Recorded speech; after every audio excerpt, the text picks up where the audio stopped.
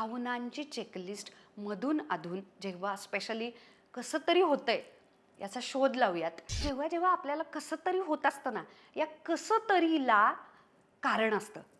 जरा मोबाईल बाजूला सारूयात. एकतर पहिला कंटेंट कन्झ्युम करणं बंद करूयात. शांत बसूयात आणि खूप दुर्मिळ होत चालले की आपण चिंतनाला बसत नाही.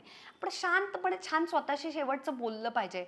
स्वतःला विचारायचं कसं तरी होतंय म्हणजे काय होतंय बुवा? काय होतंय मला? मला अस्वस्थ का होतंय? माझी चिडचिड का होतीये?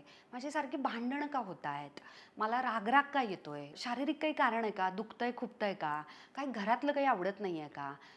आपल्या पार्टनरमधलं काही आपल्याला पटत नाहीये का? आपल्याला स्वतःमधलं काही आवडत नाहीये का? शांतपणे त्याच्या मुळाशी जायचं आणि क्लिअर, क्लिअर, क्लिअर होत जायचं.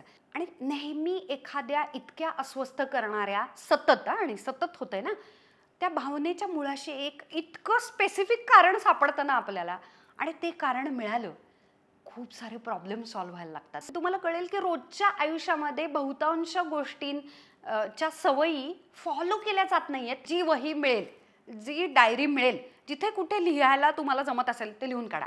स्वतःशी बोलता येत असेल, स्वतःशी बसा.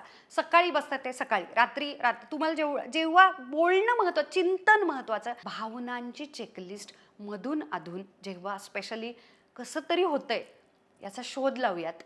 मुली म्हणून खूप गोष्टी आपल्याला खूप काय काय वाटत असतं, पण ना कमी नको लेखूयात आपण स्वतःला. त्याच्या मुळाशी जाऊ, कारण शोधून काढू, खूप गोष्टी सॉल्व्ह व्हायला लागतील.